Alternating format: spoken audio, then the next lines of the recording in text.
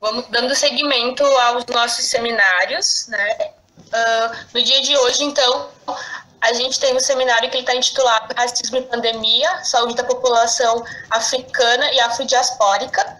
Esse seminário foi organizado por mim e pela Dani. E o nosso convidado e convidada de hoje, então, é a Elaine Oliveira Soares e o Gana Nidjaye, espero ter falado corretamente seu nome. E eu vou deixar que vocês mesmos se apresentem, acho que a autonomeação, a determinação é importante. Então, eu vou pedir para vocês se apresentarem. Acho que a gente pode começar pelo Gana, que vai trazer um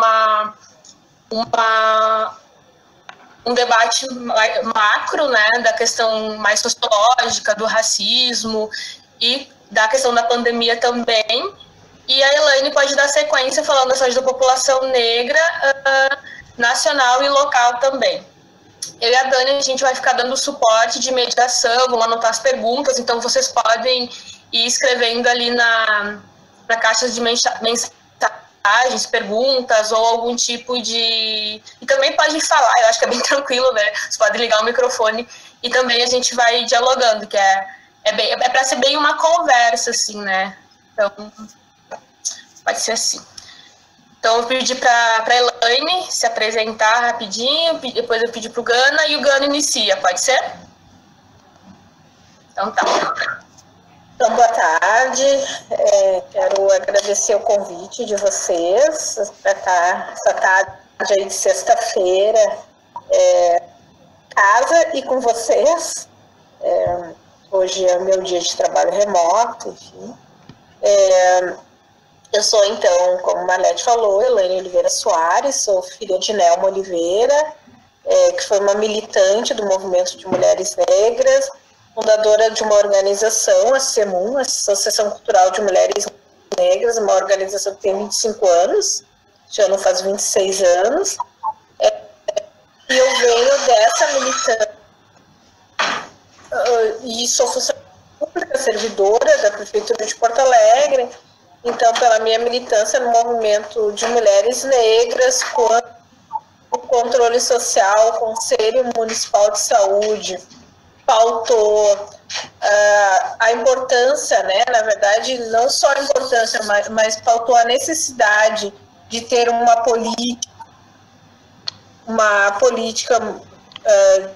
de saúde da população de Porto Alegre. Eu fui convidada faz 10 anos para estar frente a esta política. Então, faz 10 anos que eu estou lá na Secretaria de Saúde, sou enfermeira, minha formação, me formei na Unicinos, trabalhava até então no pronto atendimento da Cruzeiro do Sul, trabalhei na assistência domiciliar terapêutica com doentes de AIDS.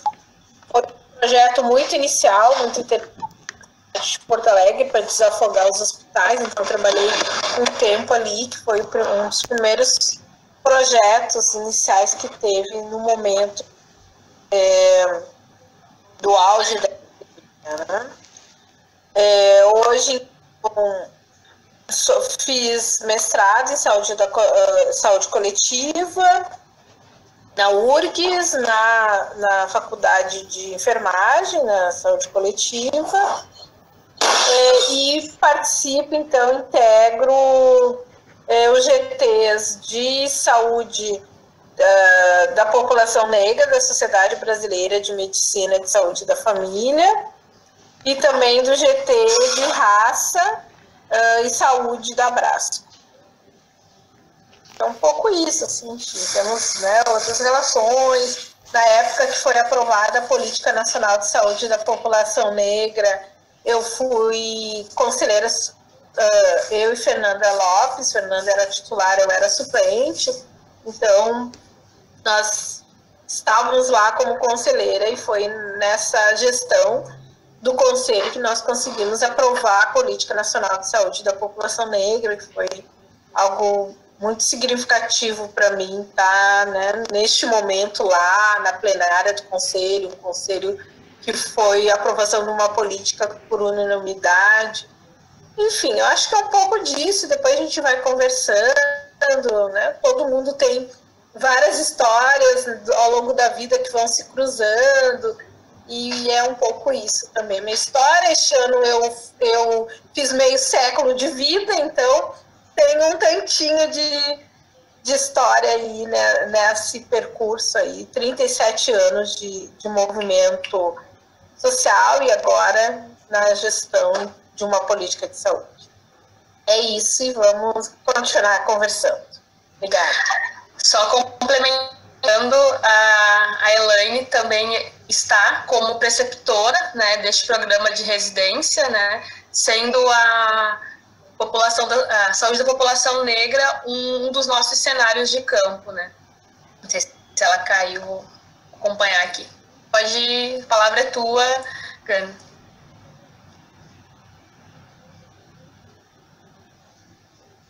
Boa tarde, tá me ouvindo? Tá bom, obrigado. Obrigado, Marlete, pelo convite. Estou muito feliz de compartilhar essa plataforma, né, com a Elaine, que tem uma trajetória muito rica. Eu gostaria muito de, daqui a pouco, ter uma trajetória similar também. Então, meu nome é Gana Ndiaye, sou do Senegal, nasci lá e estudei lá, e depois do liceu viajei, estudei em vários lugares do mundo, e agora estou baseado nos Estados Unidos desde há alguns tempos agora, terminando um doutorado em antropologia social.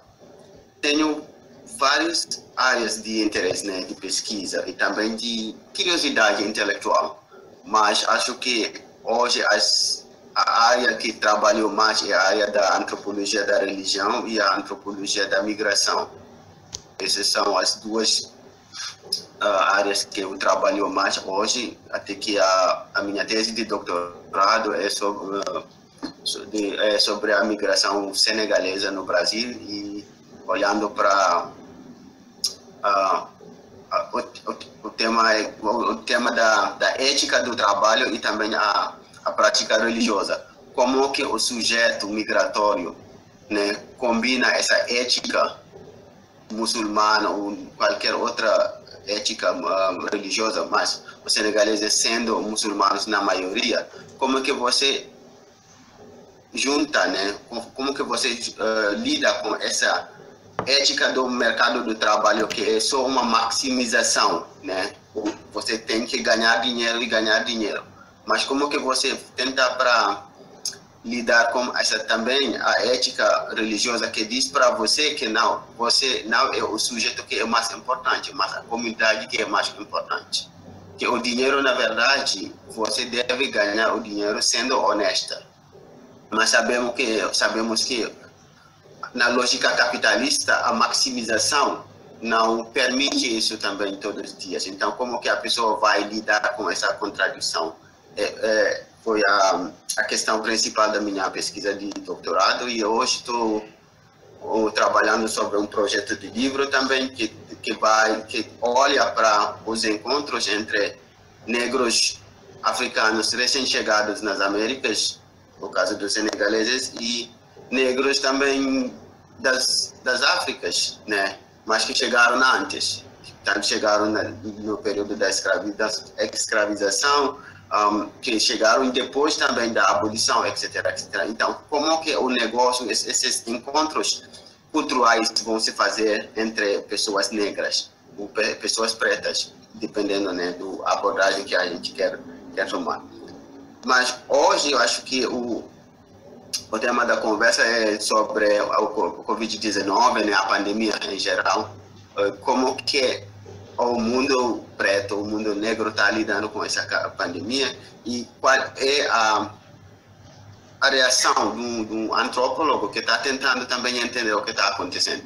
Então, as coisas que eu vou falar hoje talvez são coisas que sabemos já, mas é muito difícil entender um fenômeno, né, que está já em andamento. Isso não acaba. E como pessoas que estão fazendo pesquisas, que estão refletindo sobre essas coisas, os dados que temos são dados que mudam na hora, porque, por exemplo, ontem os dados sobre o número de mortes do Covid-19 nos Estados Unidos ou no Brasil mudaram hoje. Então, como que as pessoas, como os pesquisadores, vamos entender uma realidade social que está mudando?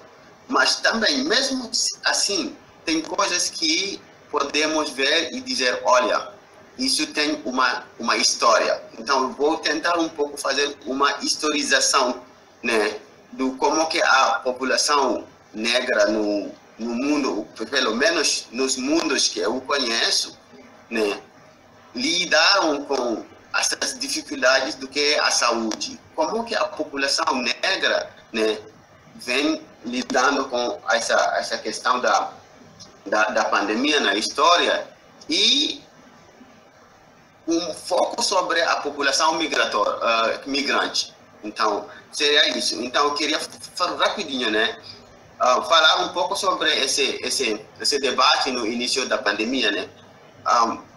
Pessoas estavam dizendo que o Covid-19 é o que a gente chamava de equalizer em inglês, que é uma coisa que vem para distribuir, né, a vulnerabilidade, que na verdade o vírus afeta o branco, afeta o negro, ou não faz sentido entre se você é rico ou não, você pode morrer de Covid-19. Então, isso, para mim, isso é um mito, porque vamos ver que agora o que está acontecendo mostra que isso foi um mito, que na verdade o Covid está matando mais pobre do que rico, está matando mais negro do que branco. Por que isso? Né? A outra coisa é que por que então? A segunda parte eu queria tentar responder um pouco por que mata mais negro do que outras raças. E na história da medicina, como que a pandemia do Covid-19 nos lembra algumas coisas que aconteceram no passado, e como que a população negra hoje, frente ao Covid-19, está tentando também pensar o que aconteceu antes. Vendo, por exemplo, o que aconteceu quando dois médicos franceses na televisão LCI na França ficaram lá falando do que, na verdade, as pessoas deveriam mandar fazer os testes do vacina do Covid-19 para a África, porque lá não tem tecnologia, não tem nada, então é normal ir tentar fazer esses testes lá. O que isso significa, na verdade, para a gente?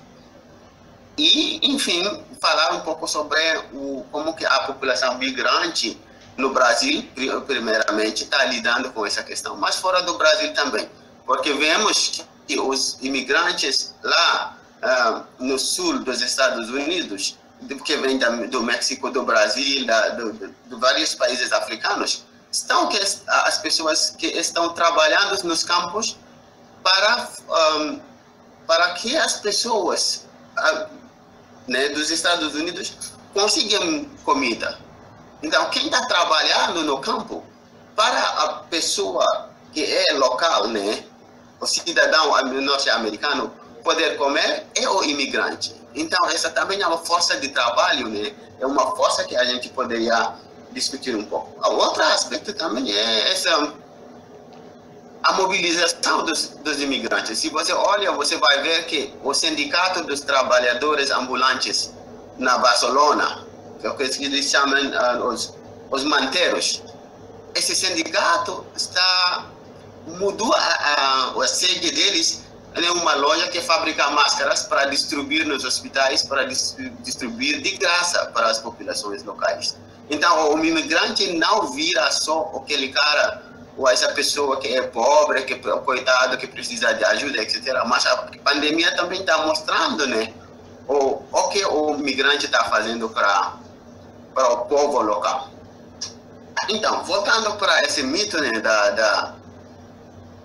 da distribuição igual da vulnerabilidade. Muitas pessoas, muitos artigos foram produzidos, né, no início da pandemia, dizendo que, olha, estamos aqui numa coisa que vai mudar a configuração mundial. Porque o que vai acontecer é que estamos vendo que o vírus mata todo mundo. O vírus não faz muita diferença entre o pobre e o rico, não faz uma diferença entre o branco e o negro. E aí as pessoas foram, né, fazendo hipóteses do que vai acontecer, etc. Mas vamos ver que todo mundo que estava falando aqui, isso nas primeiras semanas, em janeiro, fevereiro, mudou de opinião quando os primeiros dados foram disponíveis sobre os óbitos no mundo. O primeiro país que foi mostrar que, na verdade, os negros estão morrendo mais do que os brancos são os Estados Unidos. Até no Brasil, tive movimentos algumas organizações do Movimento Negro Unificado que assinaram uma carta para pedir dados sobre a raça, para o Estado informar a raça dos óbitos, porque sabemos que tem alguma coisa acontecendo aqui. E aí, a questão que a gente vai colocar aqui é por que isso? Mas antes disso também a gente poderia dizer, por que as pessoas, as estratégias que a gente colocou como a primeira ferramenta, né, para enfrentar a crise, que é fique em casa, stay at home. Essa questão da casa merece também ser discutida de um ponto de vista sociológico. O que é a casa, na verdade? Porque todo mundo estava indo para casa, mas onde é a casa? Para quem não tem casa? Onde é a casa, por exemplo, para uma pessoa como eu, que eu nasci no Senegal, tenho uma parte da minha família lá, mas tenho várias partes da minha família também que estão em outros lugares. Então, quando as pessoas estavam dizendo, quando bateu a crise, todo mundo estava indo para casa, tem muitas pessoas que estavam nessa dificuldade, né, do que não saber onde ir. Porque, na verdade, a casa, para quem não tem casa, é o mundo, né? Então, essa questão do que vamos para casa. Mas quem pode ir para casa também e ficar em isolamento é quem tem o poder econômico de ficar em casa e ter comida. Mas o trabalhador, né, do setor informal, que precisa vender, por exemplo, produtos, que precisa vender churrasco na rua para poder conseguir comida para a família, essa pessoa não pode ficar em casa. Então, essa questão também merece ser colocada, né? E um aspecto também que é interessante aqui é a terminologia que a gente estava usando, né? Fiquem em casa, ou a gente está falando de confinamento. Para a população negra, a palavra confinamento tem uma carga emocional muito forte, uma carga negativa, na verdade. Porque, para nós, a carga, o confinamento, nos lembra da cadeia.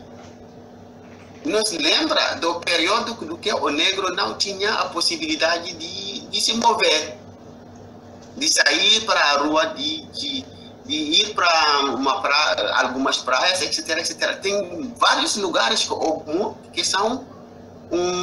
não são lugares que o negro, a pessoa negra pode ir e desfrutar. Então, o isolamento nos volta para essa história, que é uma história muito dolorosa.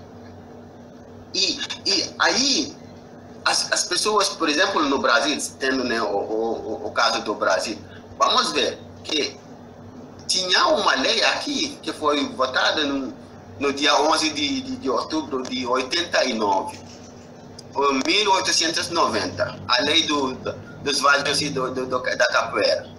O que significa, na verdade? Porque essa lei foi votada menos de 2 anos depois da abolição da escravidão. Então, você vai dizer para uma quantidade enorme de negros que foram libertos, né, que estão, na verdade, em procura de uma casa, e você vai dizer que você vai para casa, para a pessoa que não tem casa. E se a pessoa não tem a casa, tá, você vai dizer que é um vagabundo e vai para a cadeia. Então, isso também, para muitas pessoas que estavam conversando no Brasil, você vai ouvir, né, essa ligação histórica que a gente vai fazer entre o confinamento e essa história dolorosa, que é uma história muito ruim aqui no Brasil. Mas você vai em outros lugares também, você vai ver que para o negro, a pessoa negra, a palavra confinamento em si é uma coisa muito ruim que todo mundo não pode. O último aspecto é a questão da classe. Quem tem o poder de ir para uma segunda residência que está numa zona rural, né, no meio do mato, com toda a comida, até com empregos, não é esse isolamento, esse confinamento, não é o mesmo confinamento de quem tem um pequeno apartamento no centro da cidade, ou que tem lá no morro ou na comunidade e que mora com 10 pessoas nessa. Então, para dizer que a população negra, para proteger a população negra, vamos ter que olhar todos esses parâmetros, né, para poder entender por que temos, como população, como um povo, temos a dificuldade de respeitar, né, essa estratégia, né, de proteção, que é o confinamento ou isolamento social, etc.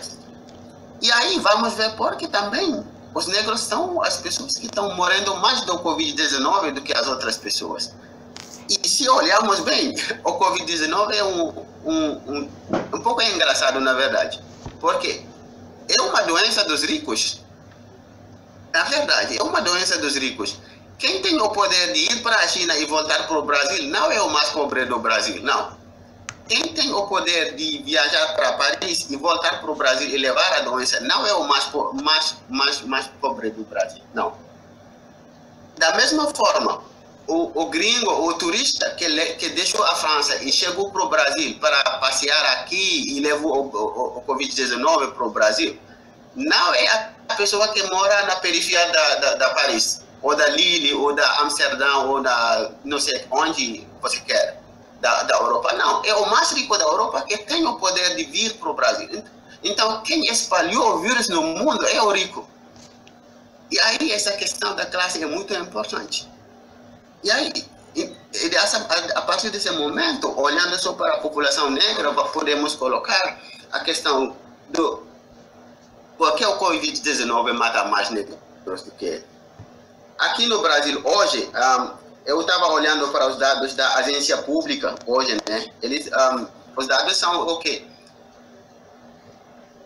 Morte em cada 3 hospitalizados, né?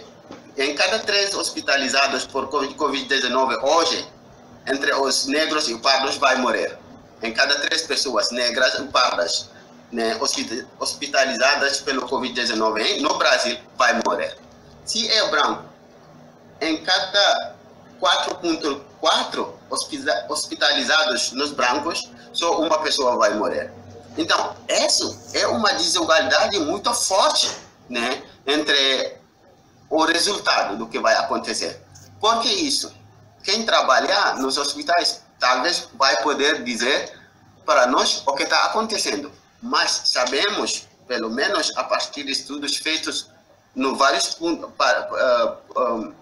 partes do mundo, que quando a pessoa negra diz que está sofrendo, os profissionais da saúde têm a tendência de menos apreciar a dor da pessoa negra. Nos Estados Unidos, tiveram estudos no ano passado que mostraram, por exemplo, que durante o parto, as profissionais da saúde menos apreciam a dor das mulheres negras no parto. E isso gera muitas mortes nas mulheres durante o parto. Até que tem um movimento muito forte hoje das doulas nos Estados Unidos para poder, né, cuidar das mulheres negras que estão grávidas, porque eles sabem que o sistema da saúde público não está ajudando. Muitas mulheres negras estão morrendo no lugar que deveria normalmente tomar cuidado delas. E por isso que também isso é uma coisa que a gente deveria pensar um pouco. A outra coisa que faz que o povo, as pessoas negras estão morrendo mais, talvez deveria ser, vamos tentar olhar os trabalhos que ocupamos como povo. Quem faz a limpeza? Se você vai nos Estados Unidos, tem essa hierarquia entre o médico e a enfermagem. E os que têm os equipamentos mais sofisticados de proteção são as pessoas que ocupam as cargas mais altas. Se você ocupa uma carga menor, você tem menor proteção.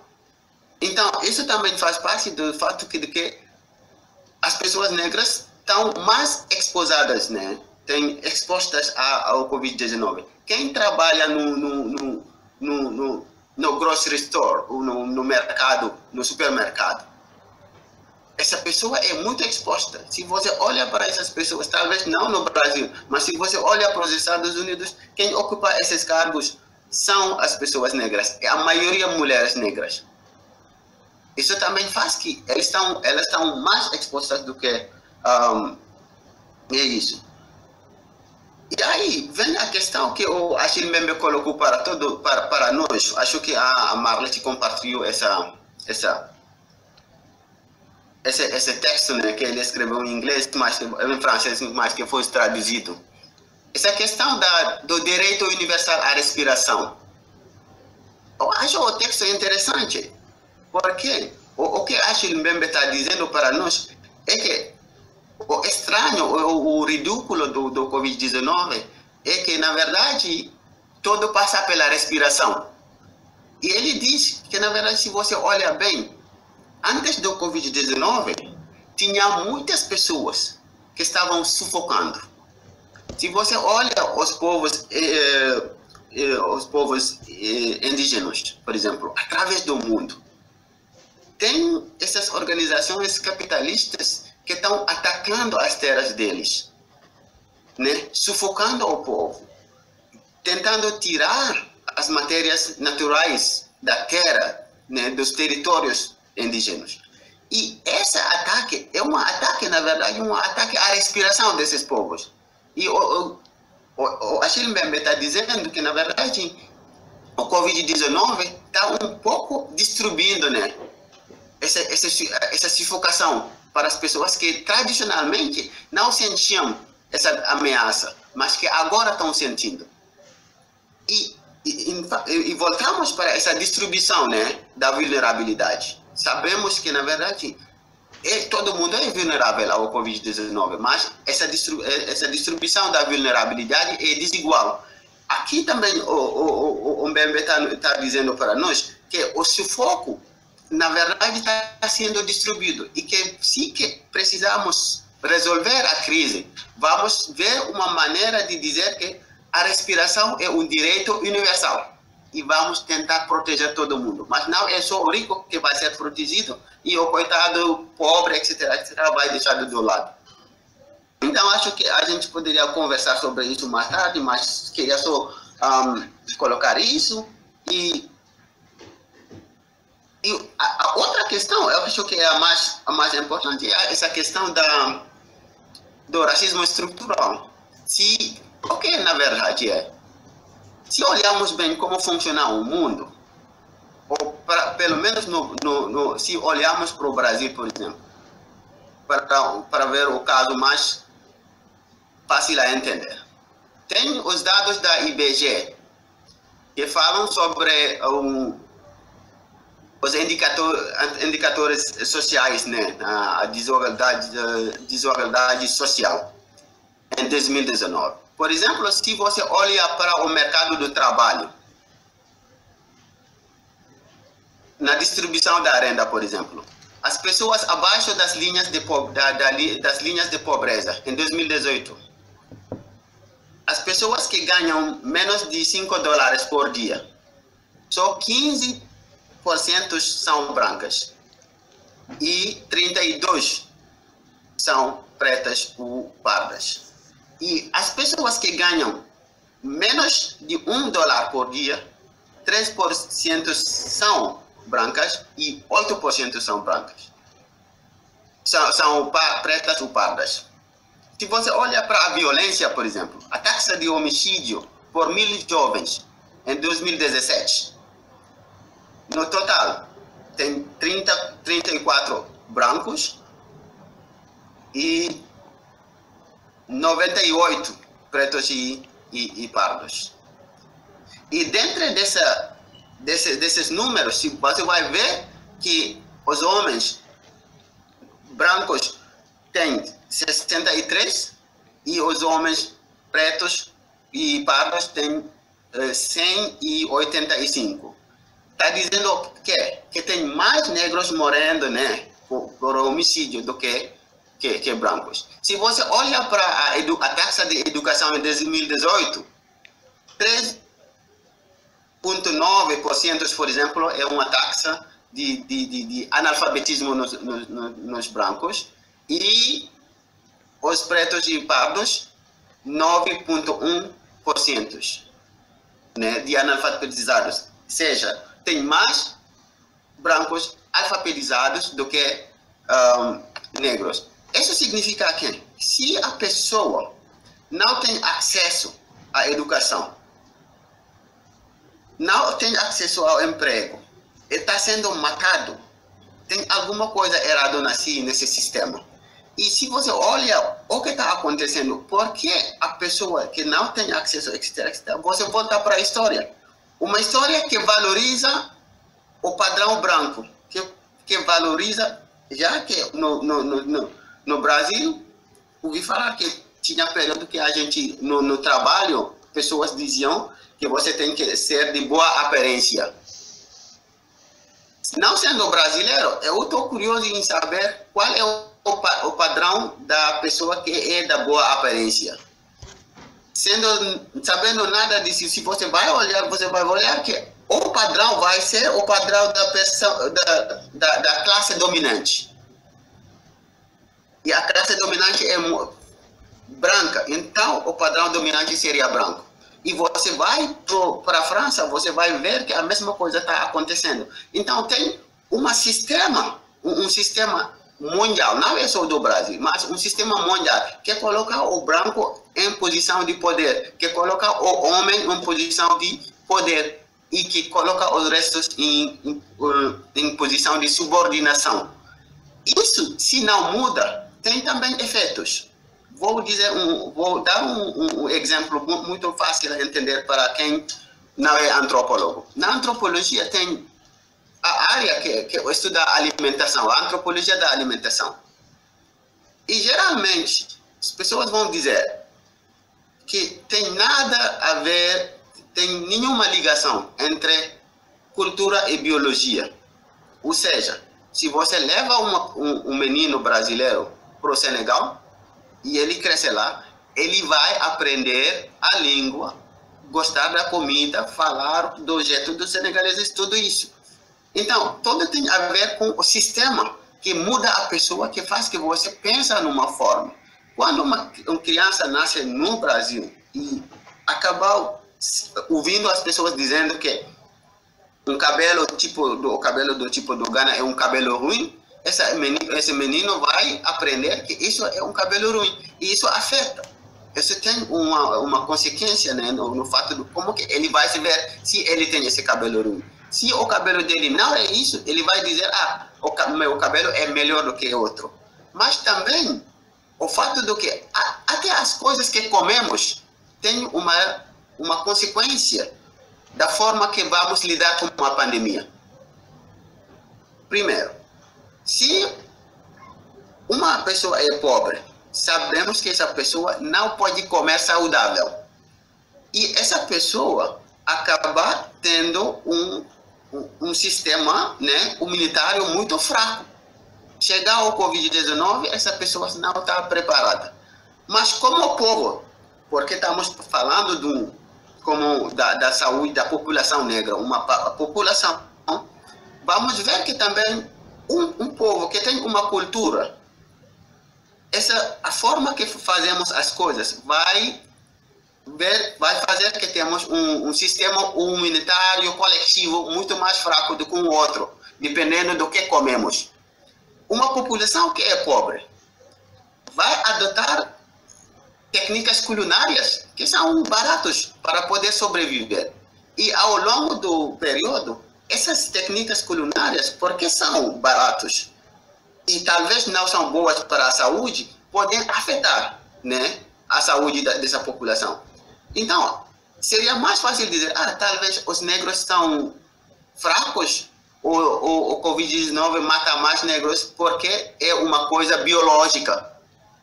Sem olhar porque a biologia do povo negro está afetada dessa forma. Sem ver que, por exemplo, para comer saudável tem que ter dinheiro primeiro. E o fato de que a população negra não tem dinheiro tem uma origem. Que é uma população que foi escravizada, que depois da escravidão foi excluída no mercado de trabalho e até agora está ameaçada. Então, tem essa estrutura que a gente vai tentar ver, olhar e analisar para saber por que essa população especificamente é vulnerável. Mas não é uma questão de biologia, né? E um outro aspecto também que faz que esse Covid-19 leva, né, na memória do povo traços muito ruins do que aconteceu no passado, é como que historicamente o povo negro foi sempre o cobaia, né, da medicina no mundo em geral. E nunca essa tecnologia foi levada para servir ao povo negro. E vou falar de alguns exemplos aqui para terminar. Quem estava seguindo o Covid-19 na França e na África, ouvi falar desse escândalo, né, de 2 médicos, um que estava na cidade onde eu estudei, na Lille, e no centro que estuda as doenças contagiosas na Lille, e um outro que está no Hospital Cochin, em Paris. Os dois estavam dialogando, né, num live TV na LCI. E um outro pergunta para o outro, que vocês estão fazendo um estudo para achar um vacino, né? Que esse vacino normalmente deveria ser objeto de muitos testes. Será que vocês vão levar esses testes para a África, onde não tem a tecnologia? E como que a gente fez, né, quando se tratou de fazer o teste do HIV, e que a gente usa isso com as prostitutas? E o outro respondeu, sim, é verdade.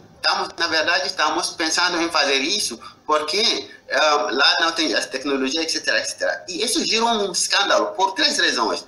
Primeiramente, você não pode fazer a comparação entre o povo africano com as prostitutas, já que na ideia deles, a prostituição não é uma coisa boa. Eu não estou fazendo uma avaliação do que a prostituição é um emprego, né, que deve, não, etc, etc. Não estou fazendo uma avaliação moral sobre esse trabalho, mas estou só dizendo que na perspectiva deles, isso não é uma coisa que eles não gostariam. Então, fazer a comparação com o povo africano já é uma coisa racista. Segundo, é imoral achar que porque uma pessoa é só pobre, que normalmente se você vai fazer um teste porque cada teste clínico tem riscos. Se você não quer isso porque você é rico, você não deveria querer isso para o pobre. E a terceira abordagem, essa abordagem histórica, que mostra que historicamente sempre a Europa e os Estados Unidos usaram a população negra como cobaias.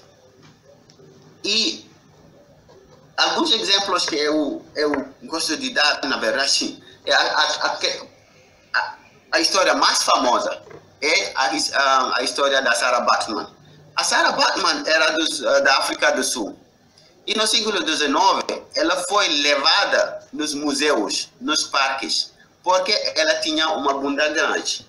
E ela foi objeto de estudos clínicos vários, porque todo mundo, os médicos, entre aspas, franceses, ingleses, etc., achavam que isso é uma biologia fora do padrão normal. E tem que entender isso. Então, o corpo negro sempre foi esse corpo que o branco quer dominar, entender, porque é um mistério. Isso também nos lembra disso, porque sempre o negro ou a pessoa negra que tem que ser estudada. Se você tem alguma coisa para fazer um teste, leva para o negro.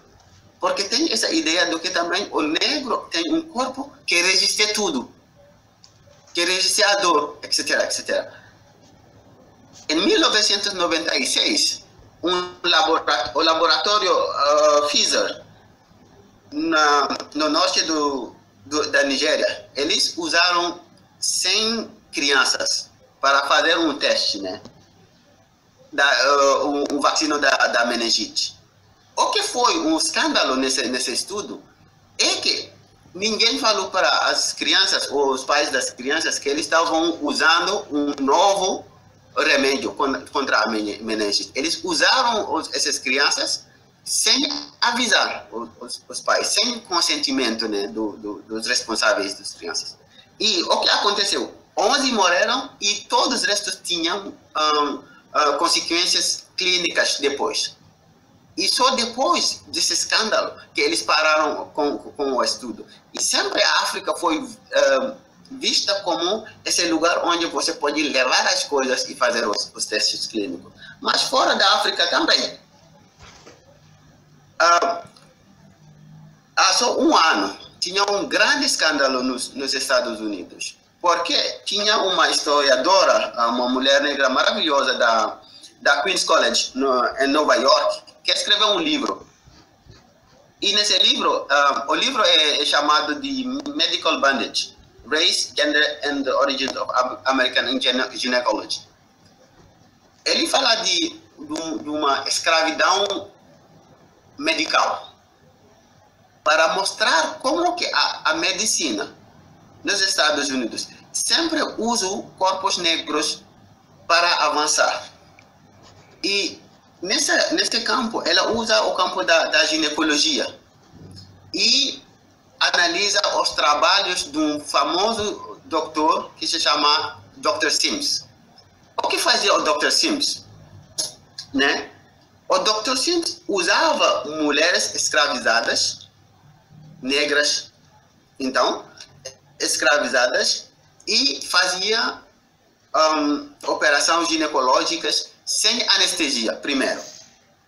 Porque ele achava que as mulheres negras são fora do padrão, que eles vão resistir à dor, primeiro. Segundo, o Dr. Sims fazia teste, né, de instrumentos de ginecologia novos, para saber se, talvez esse instrumento vai funcionar na ginecologia. Tá, vamos lá, vamos usar mulheres negras e fazer o teste. E isso, quando funciona, não serve para a população negra.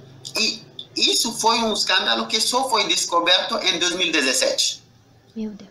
Antes disso, já tinha um monumento do professor Sims no parque, em Nova York. E quando saiu o livro, tem uma mobilização muito forte e a estátua foi levada fora do parque e foi levada no museu, né? Porque as pessoas precisam lembrar da história ruim, né? Mas não pode ser colocada no parque como se fosse ele um herói da medicina. Ele claramente contribuiu no desenvolvimento, né, da medicina, da ginecologia nos Estados Unidos, mas isso é um caso muito ruim que a gente não pode esquecer. E tem outros livros, né? Não sei quanto tempo eu tenho para terminar. Gana, eu ia dizer isso mesmo, assim, essa missão ingrata de mediadora, né? Eu vou pedir para te concluir, qualquer coisa tu vai complementando nas perguntas depois, e aí a gente passa para Elaine, que aí a gente consegue de fala para os dois e abre para perguntas, pode ser? Tá, pode ser, posso encerrar agora mesmo.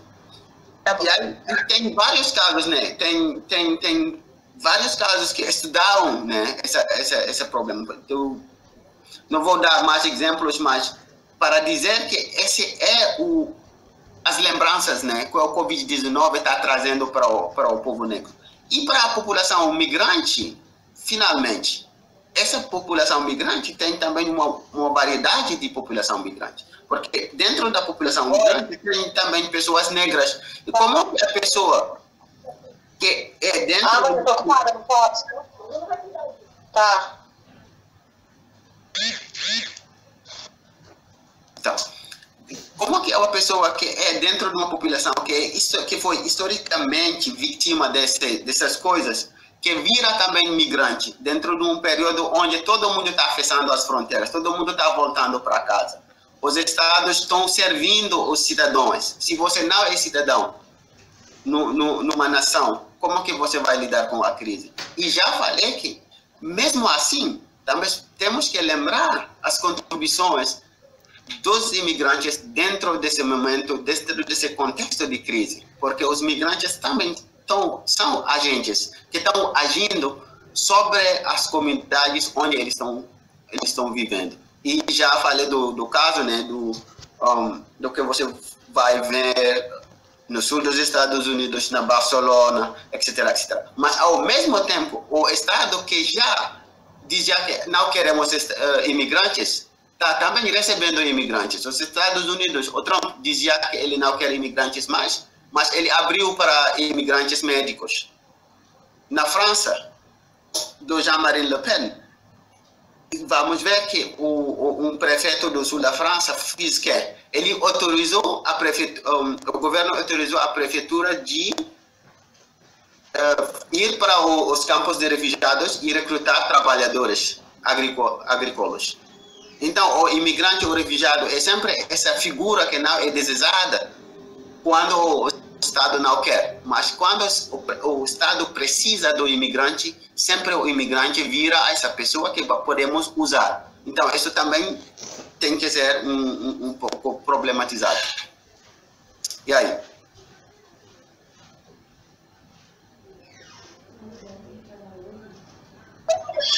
Ótimo, acho que a gente já pode passar imediatamente para a Elaine, e aí a gente vai anotando as perguntas para depois.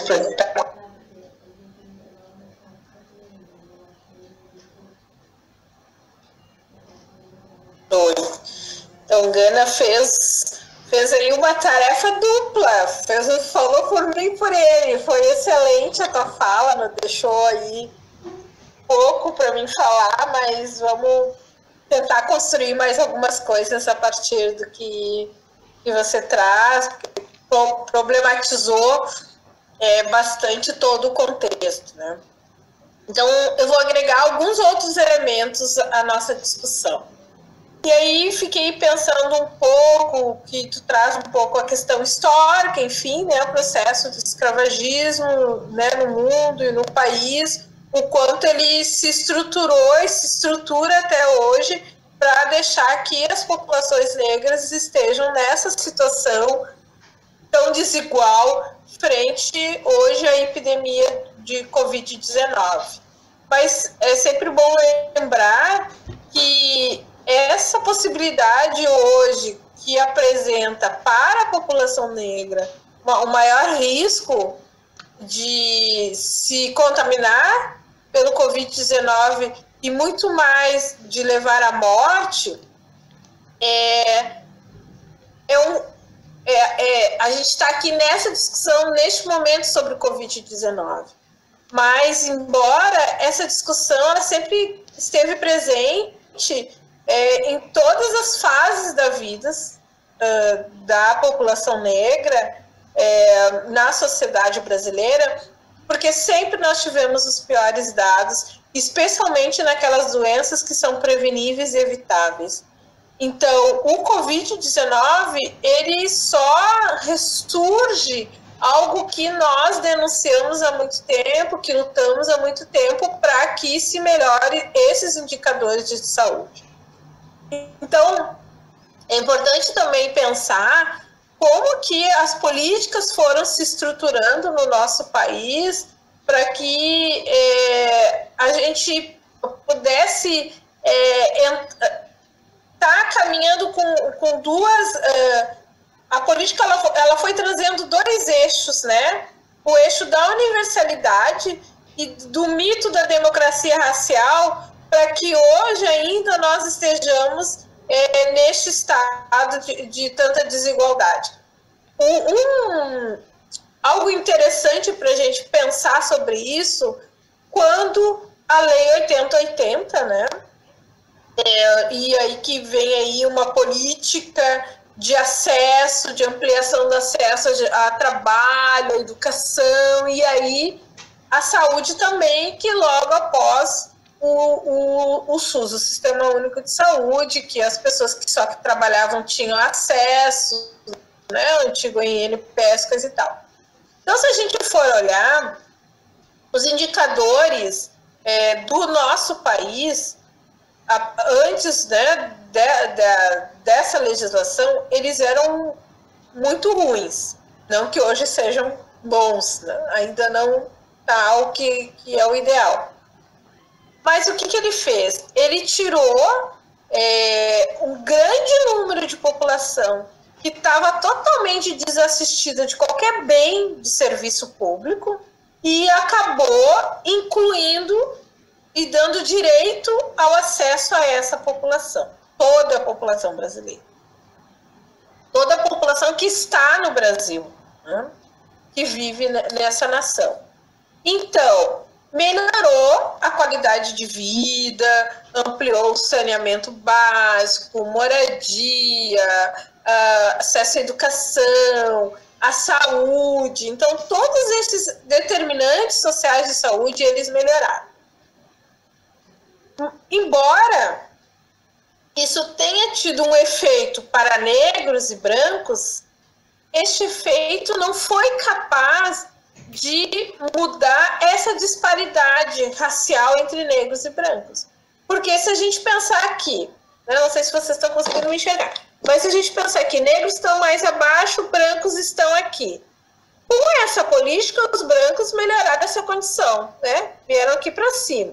E os negros também subiram, mas essa diferença, essa desigualdade, ela foi junto, ó. Ela foi subindo junto. Ela não foi capaz.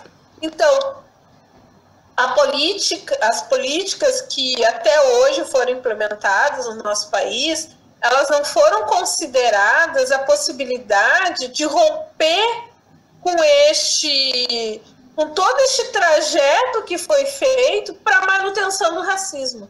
Porque há uma manutenção do racismo, porque ele serve para muitas pessoas. Ele usa os nossos corpos para manter aí o poder, como o Gana já tinha falado, a economia ficar girando só para um grupo em especial. Aí, quando a gente pensa o Sistema Único de Saúde, ele consegue pensar a possibilidade da gente garantir, então, a redução dessa desigualdade a partir do princípio da equidade. Mas se a gente for pensar, como que este princípio ele tem operado até hoje? Vamos pegar um dado que aqui um pouco imaginário, mas é muito próximo, que eu vou falar para vocês, só a vírgula que eu não lembro muito bem, após a vírgula. Mas se a gente for pensar um dado, que este é o pior dado que eu já, para mim, aqui em Porto Alegre, analisei. Este é um dado de 2010, de crianças com menos de 4 anos com incidência ao HIV e AIDS, por 100 mil nascidos vivos. Nós tínhamos, em 2009, para as crianças brancas, 10,8, eu acho. Vamos pensar no 10, tá? Em 2009. Em 2010, passa para 8. Então, né, foi uma política que mostrou aí uma possibilidade de redução, investimento que valeu a pena, um investimento público legal. Aí, nós pegamos a população negra, que já era 3 vezes mais, 32. Em 2009. Em 2010, ela chega a 51. 50, alguma coisa. 50, vamos trabalhar com 50. O princípio da equidade não existiu. Ele não existiu no Sistema Único de Saúde. Porque é uma pergunta muito simples que nós temos que fazer. Como que podemos operar com um Estado que tem o dever de cuidar da sua população, mas que ele produz uma melhora, uma qualidade de vida para um grupo étnico-racial e produz adoecimento e morte para outro grupo étnico-racial. Então, sempre quando nós analisamos os dados, e foi por isso a importância da luta dos movimentos que têm trabalhado com saúde, e em especial que foi o GT da Abrasco e o GT da Sociedade Brasileira de Medicina da Família, que fez reuniões e que denunciou, enfim, a falta do registro do quesito raça-cor no Ministério da Saúde, que foi incluído o quesito raça-cor. Então, essa é a análise que todo trabalhador de saúde tem que olhar quando olha um dado epidemiológico, porque o dado epidemiológico ele serve, está lá na Constituição Federal, ele serve para construir e direcionar uma política pública de saúde. Então, todo trabalhador de saúde, quando vocês estiverem numa unidade de saúde, verem o dado da unidade, da região, vocês precisam analisar as variáveis dele. E a variável raça-cor, por um país que foi estruturado pelo racismo, é imprescindível que seja analisado. Porque tu vai olhar, por exemplo, este dado lá no Plano Municipal de Saúde, então foi uma das primeiras coisas que nós começamos a fazer dentro da Secretaria de Saúde, é questionar os dados. Porque os colegas olhavam assim, olha, melhorou, olha aqui, de 10 veio para 8, tá caindo, tá melhorando. E aí a gente fazia o papel que nós temos que fazer. Bom, melhorou para quem? Será que melhorou mesmo? E aí desagregava o dado por raça-cor. Ponto, quer dizer que melhorou sim. Não tô desconsiderando, melhorou. Mas melhorou para um grupo étnico específico, racial. E não para todos e todas. Então, este dado não é verdadeiro quando tu faz essa avaliação. Então, a partir disso, nós precisamos fazer essa análise. Trazendo um pouco o que o Gana falou, enfim, de quando se lança essa política, fique em casa, para quem que nós estamos falando? E aí eu queria trazer um pouquinho o Sueli Carneiro sobre o dispositivo de racialidade, que ela traz isso, né? É o sinônimo da brancura, porque a gente olha para aquela... Quando pensa uma política, tu pensa numa população. E tu pensa na maioria da população, que é, né, entre aspas, que não é branca, mas quando tu pensa, tu olha para essa população. Então, bom, mas essa população tem melhores condições de se cuidar, de fazer, porque é isso que a política está direcionada. Então, por isso que também nós não conseguimos ter o princípio da equidade, porque quando tu pensa num grupo específico, tu não olha de fato como o país é constituído. Tu sempre traz a partir dessa premissa do sinônimo de brancura que Sueli Carneiro traz, né? Então, sugiro para vocês lerem Sueli Carneiro, dispositivo de racialidade, porque nós precisamos quebrar com este olhar que está construído no nosso imaginário que há uma democracia, que todos somos iguais, que temos que pensar políticas iguais. Não é possível pensar políticas iguais. Porque se nós continuarmos fazendo o mesmo de sempre, nós vamos continuar tendo esses dados desiguais. E se nós, de fato, acreditamos no Sistema Único de Saúde, que temos responsabilidade e compromisso com toda uma população, nós temos que trabalhar olhando para cada indivíduo realmente em toda a sua integralidade. Usar tudo aquilo lá que a gente aprendeu na academia, né? Olhar o outro, enfim. Mas realmente operacionalizar, de fato, a realidade de que nós somos diferentes. Somos mulheres negras, eu e Marlete somos duas mulheres negras. Mas somos totalmente diferentes. Eu sou uma mãe, ela é mais jovem, eu sou mais velha, eu sou isso, sou aquilo. Entendeu? Então, dentro deste contexto racial, ainda há essas especificidades. Se a gente for pensar, por exemplo, as comunidades quilombolas, elas têm uma maneira diferente de se organizar e de estarem na sociedade, mesmo sendo comunidades urbanas. Se nós vamos pensar nos imigrantes que estão aqui no nosso país, eles têm ainda uma forma de cultura que eles trazem do país deles e continuam muito se socializando daquela maneira cultural que eles vivem no país deles, só estão aqui. Vocês me desculpem só um minutinho que meu interfone está tocando, que eu estou em casa, né? Essas coisas, mas só para dizer que eu não posso falar. Alô? Alô? Oi, eu não posso agora, tô dando aula. Tá? Obrigada.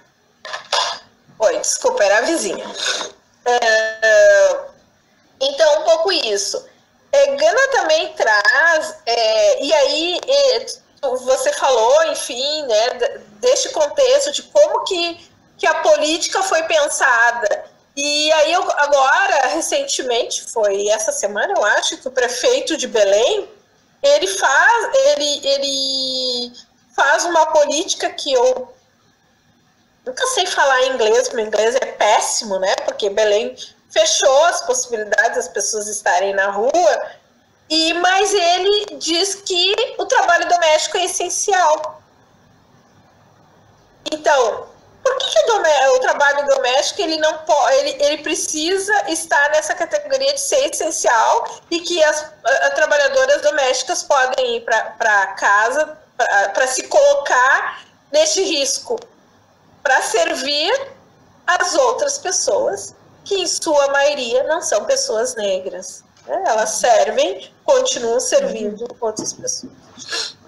Então, as trabalhadoras, a FENATRAD, que é a Federação das Trabalhadoras Domésticas, lançou uma nota ontem, que é importante ler essa nota, né? Quem tem interesse, que é importante entender, e ele revela vários elementos aí do processo do escravagismo. Então, o racismo, ele opera assim, ele cria formas de continuar existindo e continuar permitindo essa possibilidade de pessoas usarem dos nossos corpos para sua sobrevivência, né? Entre aspas. Porque, gente, né, um trabalho doméstico, qualquer uma de nós podemos fazer. Este trabalho é entre aspas, né? No momento de Covid, cuidar da sua casa, da sua família, né? Então, assim, não é algo essencial. É um trabalho muito honesto, que tem que ser muito bem remunerado, porque é um trabalho que muitos e muitos não gostam de fazer, mas é um trabalho que pode, sim, estar fora dessa possibilidade de ser um trabalho essencial. E aí eu vim conversar, e aí pensando um pouco do processo até do que Gana também trouxe de eugenia, um pouco na eugenia, o quanto usou, né? Só para indicar para vocês um filme interessante de ver, que é Cobaias, que também trabalha na mesma perspectiva de usar os corpos negros para pesquisa, né? Foi na sífilis que usaram aí corpos de pessoas de negros para usar como experimento para sífilis. Eles recebiam placebo em vez de receber a penicilina, e eles não sabiam, eles receberam um exame que eles tinham sangue ruim, e aí com a promessa que eles teriam tratamento e se caso acontecesse alguma coisa, um enterro garantido, enfim. E receberam placebo por mais de décadas, ficaram fazendo esse tratamento.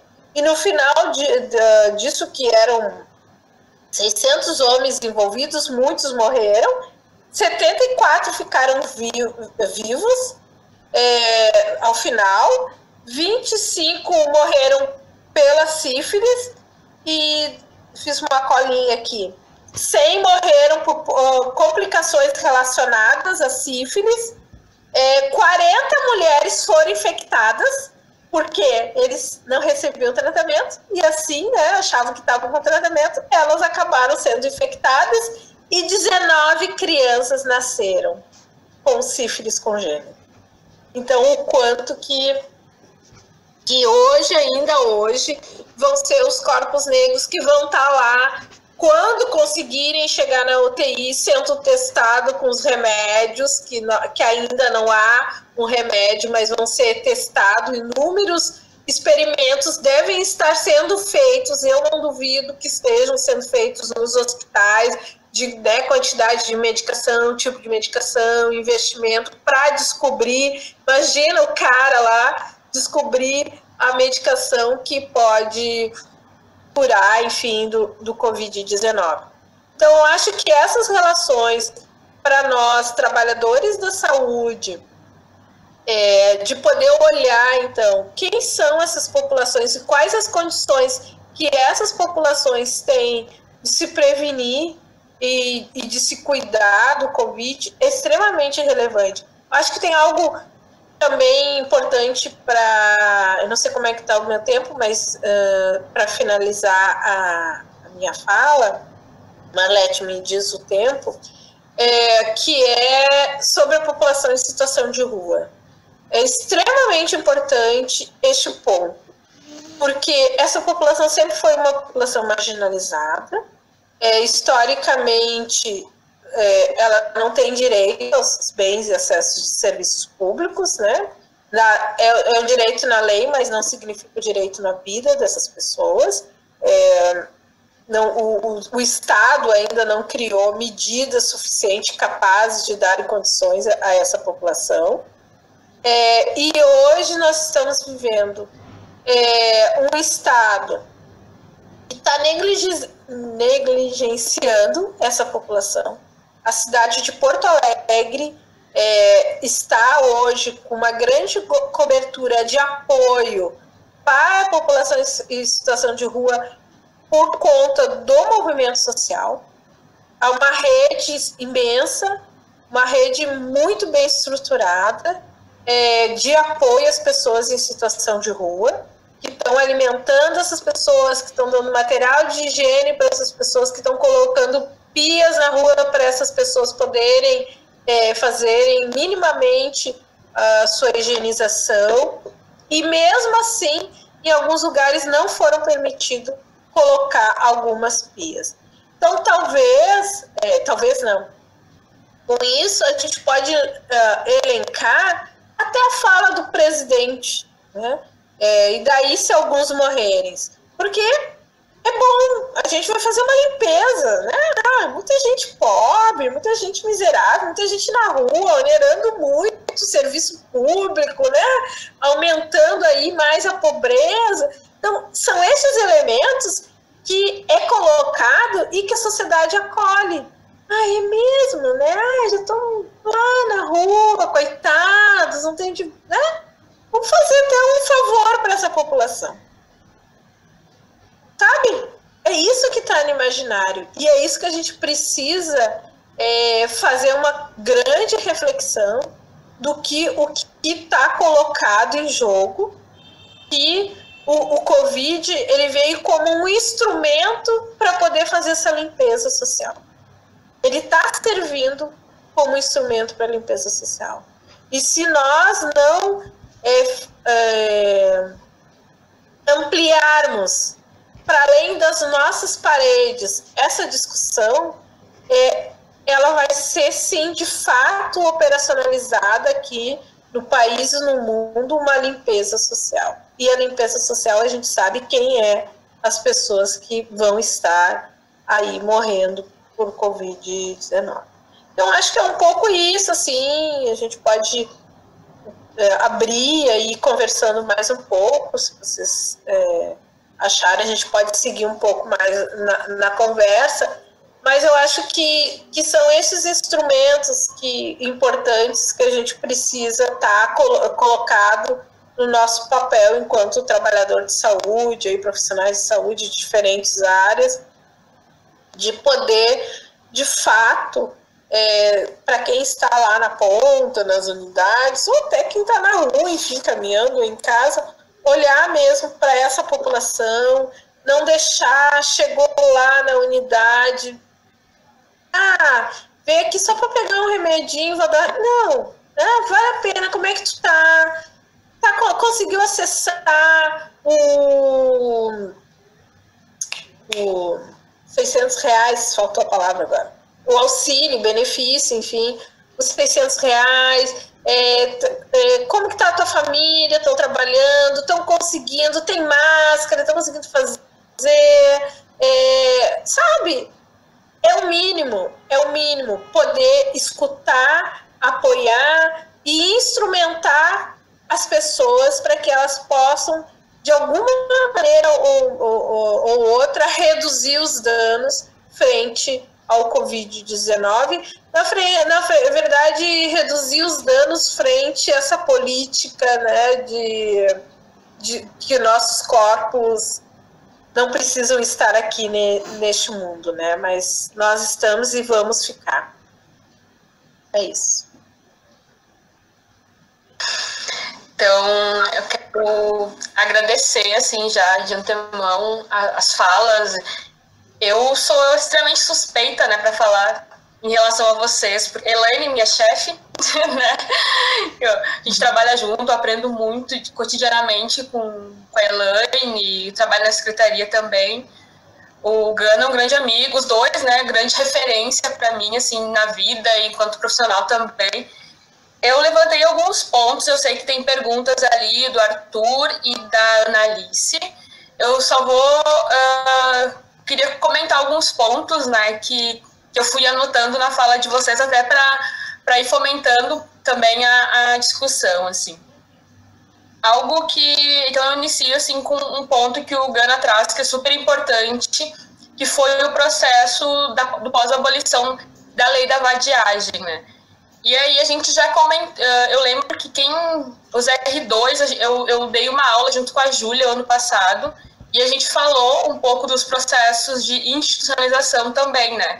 Porque a lei da vadiagem, ela é uma lei quase imediata após a abolição, e aí a gente entende o porquê, né? E se não entende, é interessante a gente buscar uma reflexão do porquê que uma lei, né, que proibia as pessoas, principalmente as pessoas negras, de ir e vir, quando as pessoas negras se juntavam para se pensar as próprias organizações, a capoeira, de poder exercitar, né, a sua cultura e a sua vida, criou-se uma lei que proibia que as pessoas fizessem isso, né?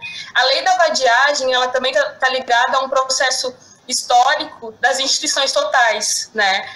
Alguns estudos já mostram que na construção dos manicômios, a segunda causa era transtornos psíquicos, né? A primeira causa de internação nos manicômios eram pessoas que fugiam à norma.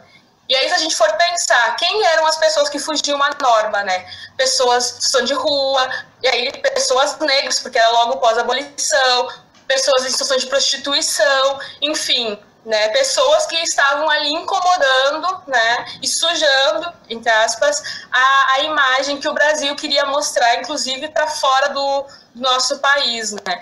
Então, a lei da vadiagem e o processo de institucionalização, tanto em prisões quanto em manicômios, né, estão super ligadas, e a gente precisa olhar para isso, e que as pessoas que foram presas e que são presas ainda hoje, porque o manicômio e a prisão ainda tem cor, né, elas foram determinadas populações racializadas, né, porque esse é o ponto, todos nós somos racializados. E aí, puxando um pouco para a questão da saúde mental, né, da residência aqui, eu fiquei muito pensando, que é uma coisa que o Gana traz também, que a gente conversou bastante em relação a isso, o que é para nós, enquanto pessoas negras que temos memórias corpóreas de dor, né, das memórias da escravidão, das memórias de estarmos presos, seja no cárcere, seja em instituições psiquiátricas, estar em casa, né? Quem consegue estar em casa, né? Então, tem este lado, e tem também as questões de alterações cognitivas, né? Algo que a gente conversou também. Porque se ambientes estressores, sabe-se, né, que ambientes estressores, eles alteram o nosso cognitivo, O que é a casa neste momento? Estar em casa se torna um ambiente estressor para quem consegue estar em casa. E principalmente para pessoas que nunca tiveram o direito de estar em casa. Eu conversando com mulheres negras que estão conseguindo exercer o direito de se proteger e estão em casa, estão extremamente angustiadas, porque historicamente as mulheres negras são linha de frente, né? Então a gente fica se sentindo inútil, fica se sentindo estranha, porque estar em casa se protegendo é uma memória muito nova para nós enquanto pessoas negras, né? Mas a rua também se torna um ambiente estressor. Porque quando a gente se olha na rua e vê que só as pessoas negras, só as pessoas pobres estão sendo exigidas estarem, tá? Inclusive, para conseguir, né, abarcar uma necessidade básica, que é comer, né, a gente vê quanto o nosso corpo é desvalorizado, né, em relação a uma sociedade, né. E aí também vocês trazem a questão da necropolítica, e aí a gente volta a falar que toda a crise é uma necropolítica, porque ela vai produzindo a morte de determinadas pessoas. E mais do que produzir a morte, né? Ela vai produzindo a banalização dessa morte para que as pessoas simplesmente não sintam. Ou quando sentem, é um sentimento seletivo, né? E aí a Elaine traz a relação das políticas de saúde, principalmente o SUS, e a gente sabe que a criação do SUS ela não foi suficiente para acabar com o racismo institucional, né? Então a Elaine traz de uma forma muito importante, né, e didática como que as inequidades, como que o racismo institucional ele vai sobrevivendo mesmo dentro de uma política que prega a universalidade, uma política que prega a equidade na saúde. E aí a gente vai ver que a população negra ela é SUS dependente, né? Que é uma população que só tem o SUS como possibilidade de exercer o seu cuidado em saúde, e essa ideia de direito de se proteger. E direito de proteger fala do acesso aos serviços de saúde, aos equipamentos, assim, não sei se vocês viram também os relatos, principalmente dos homens, em relação ao uso de homens negros, né, ao uso de máscara, né, que, inclusive, estão colocando como que usar a máscara, que é tida como uma proteção, tem deixado eles numa situação de vulnerabilidade em relação à violência. Porque num país que mata um homem com um guarda-chuva, imagina um homem com uma máscara, né? Então, tudo é uma estratégia e tudo se usa para nos matar. E também a relação do apartheid ocupacional, né? Então, todo mundo sabe, né, mas eu sou terapeuta ocupacional, e a gente olha para a questão racial a partir do apartheid ocupacional, que é a determinação, né, de pessoas em determinados lugares, em determinadas ocupações, que aí é um pouco do que a Elaine e o Gana trazem também, da questão do mercado de trabalho, da questão dos acessos que as pessoas têm, e como que o racismo, como que o processo escravocrata vai determinando onde essas populações vão estar. E aí a gente pode até falar em relação às equipes de saúde, né? Porque a gente fala de população negra, que é uma população que também está em uma maior vulnerabilização em relação ao Covid e tantas outros vírus que vêm a nos matar, inclusive os vírus que não deveriam nos matar quando a gente pensa em doenças preveníveis, mas a gente também tem... sim, as equipes de saúde, me perdi um pouco. Que as pessoas que estão na linha de frente, né, no enfrentamento ao Covid, são pessoas negras, porque a maioria é o porteiro lá da unidade de saúde, é agente de saúde, é agente de endemia, que está lá na recepção, muitas vezes sem EPI, que está tendo que fazer busca ativa, que está tendo que fazer visita domiciliar, né, e que tem uma família, e que tem que voltar para sua comunidade também, assim. Então, qual que é o nosso olhar para essas populações, para essas promotoras de saúde da população negra, que muitas delas são negras e são agentes de saúde, que estão atuando na linha de frente, né, que historicamente são invisibilizadas, porque quando a gente pensa na importância da equipe, a gente pensa no médico, né, e aí vai descendo a hierarquia, né, dos profissionais, mas a gente não tem uma preocupação, uma valoração, né, falando enquanto sociedade, das agentes de saúde, né. E aí a gente sabe também que existe um projeto para isso, que é o fim da atenção primária, né. A questão também que as pessoas vêm trazendo é o quanto que o Covid é uma guerra invisível. né? E eu fico pensando que uma guerra invisível ela começou 400 anos atrás, quando escravizaram o nosso povo, porque o racismo também, né, a nossa luta em relação ao racismo também é uma guerra invisível, principalmente num país, né, que diz que racismo não existe.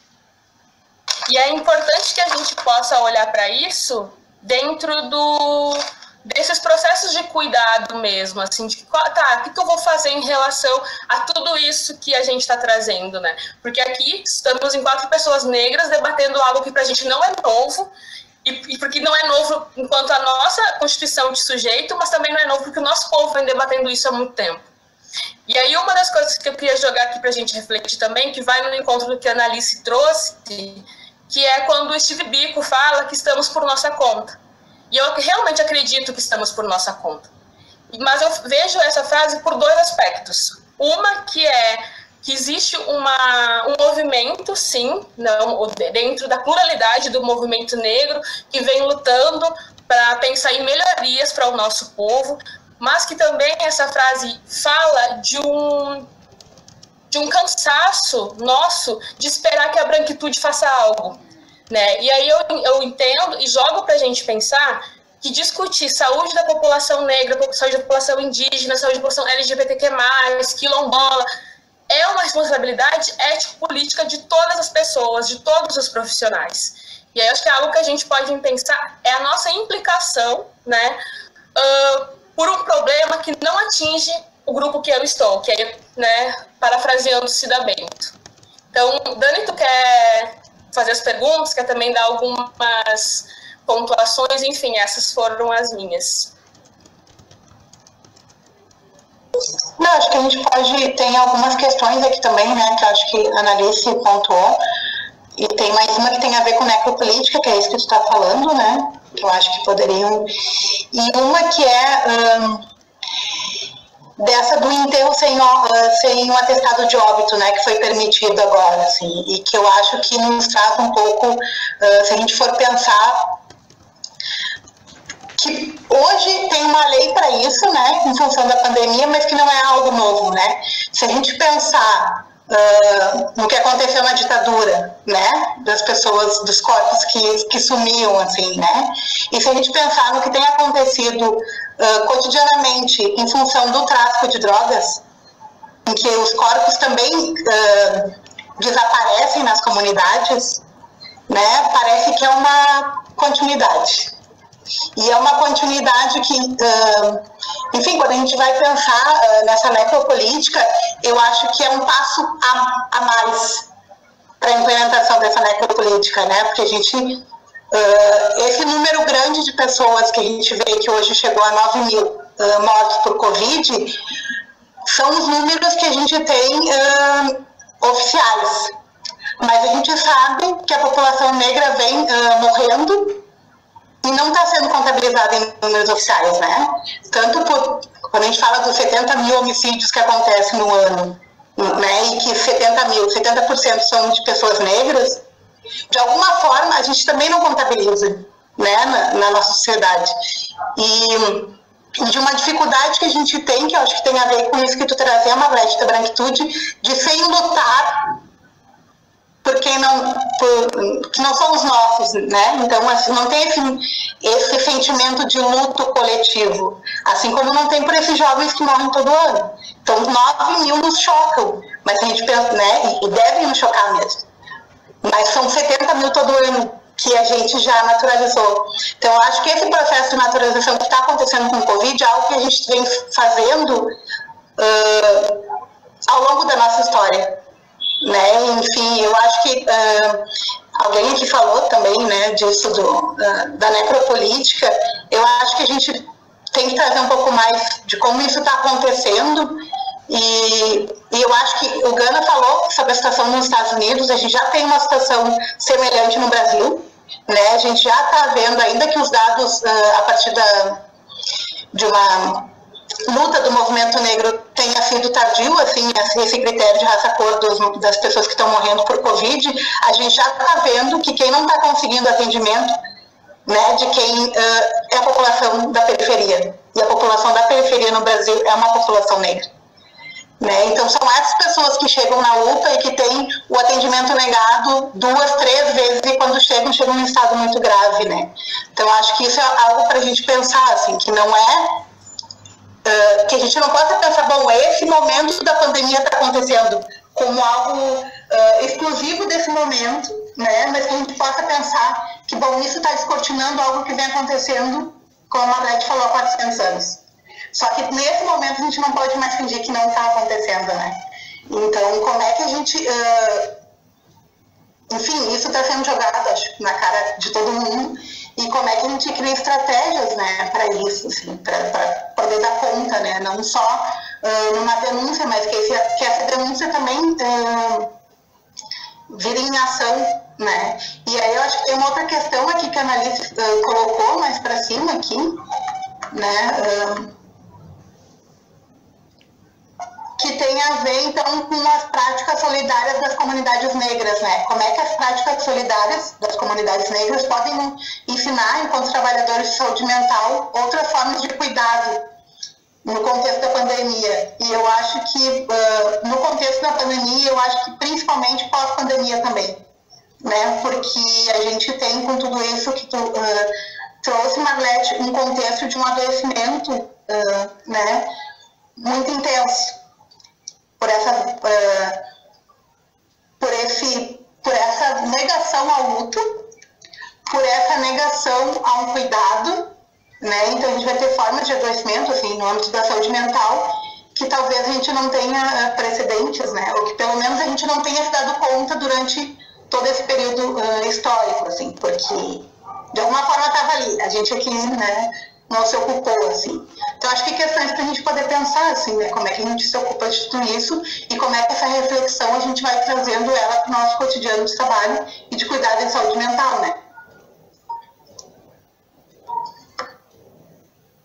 Só o Arthur ali, a Elaine já falou um pouco sobre o trabalho doméstico tido como essencial, né, só para ele trouxe a questão também, se vocês quiserem comentar, ou, enfim, sobre isso, né? Que é aquele rolê de ver as dondocas falando que a pandemia tem ensinado elas a limparem a casa e lavar a louça, né? Coisas que pessoas com 40 anos, né? E aí é isso pra gente poder pensar também, né?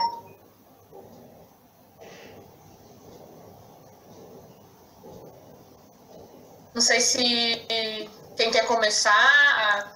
A galera pode ir jogando as perguntas aqui, ou pode também abrir o microfone se quiser falar. É bem tranquilo, assim. Quem de vocês quer começar a responder? Elaine e Gana?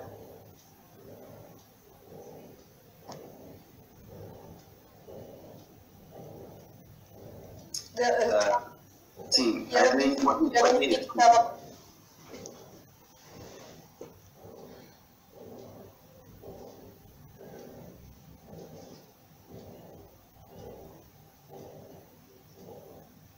acho que a Elaine começa, né? Pensando aí as mulheres.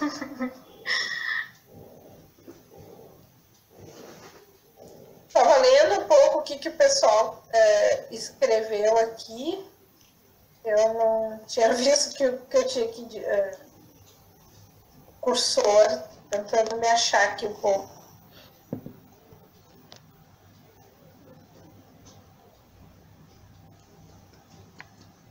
Assim, Então, Arthur, eu recomendo que tu leia, eu vou passar para a Marlete, tá? A declaração que a FENATRAT fez, que é a Federação das Empregadas Domésticas, e essa federação é bem antiga, já tem mais de 30 anos, ou mais de 40 anos. Então, é uma federação que inicia pelo movimento de mulheres negras,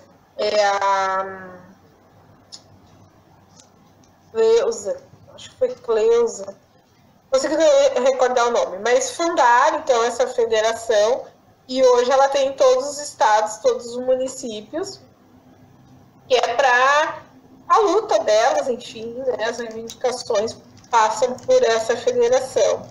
Então, elas escreveram este documento e se pronunciaram, e a partir muito da lógica que a gente veio conversando, né? Do quanto este trabalho é desvalorizado na sociedade, né? Não tem valor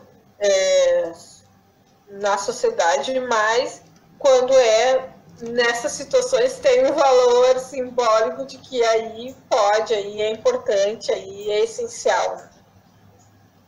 Eu acho que um pouco isso, deixa eu ver aqui.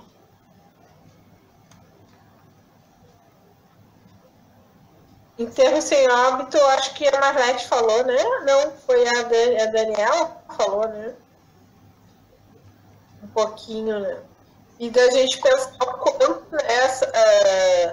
a gente for relacionar com a morte, a mortalidade, o homicídio da juventude negra, quantas mães nem conseguem já enterrar seus filhos porque nem acham os corpos, né? São desaparecidos os corpos dos jovens negros, muitos corpos.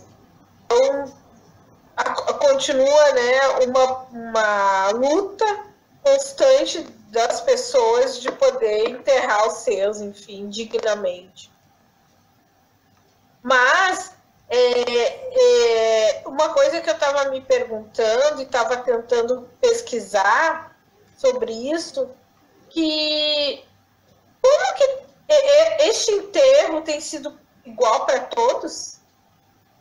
Eu não tenho dúvida que não é igual para todo mundo, né?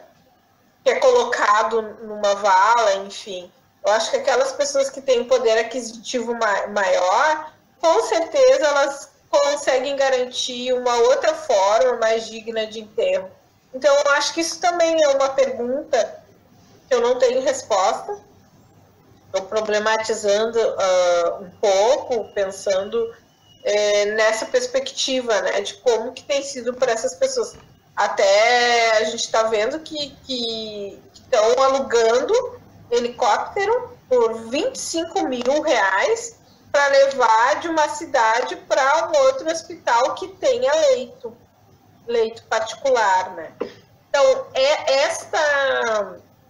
essa questão também é importante a gente dar força para a luta de que seja uma entrada única das emergências, das UTIs, né, dos leitos de UTI para o Covid-19, que tanto os leitos privados como os públicos, eles sejam regulados pelo Sistema Único de Saúde, que todo mundo possa ter direito ao acesso. Não é possível nós pensarmos que um hospital Moinhos de Vento tem 5 leitos lá, sobrando 10 leitos desocupados, e o hospital lá da Vila Nova, ou da UTI da Vila Nova, Santa Casa, enfim, não tem mais leitos SUS, e aí as pessoas vão morrer porque não tem leito, e se tem um leito privado. Então, o governo precisa criar medidas.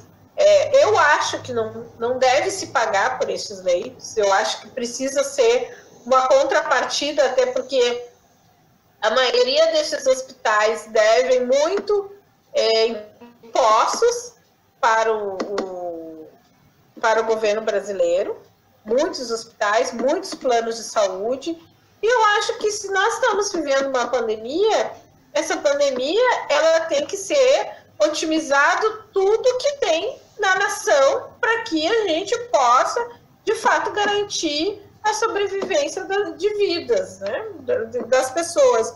Então, com isso, é necessário, sim, quebrar essa possibilidade de que os leitos privados vão ser só para as pessoas que têm planos de saúde privado, que seja para todo mundo.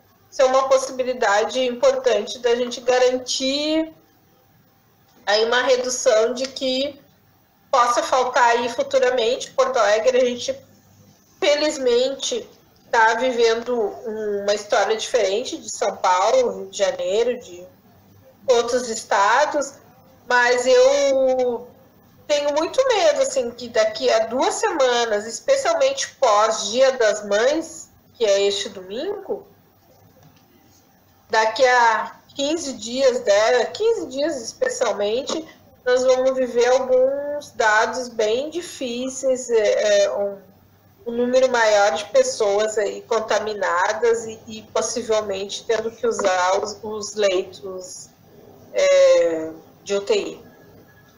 Então, eu acho que é um pouquinho isso, assim, de poder... Estou tentando fazer o exercício da gente poder olhar passos de saúde que nós estamos vinculados, mesmo alguns aí de vocês fazendo o trabalho remoto, mas poder fazer essas análises, olhar para o que está produzindo como notas técnicas, tanto a Prefeitura, o Estado, o Ministério da Saúde, porque é um esforço coletivo. Pode vir uma nota técnica que passa despercebido e ela é uma nota técnica que exclui parte da população, né, que não garante o acesso para todo mundo, e alguém pegou lá, mas isso aqui tem alguma coisa.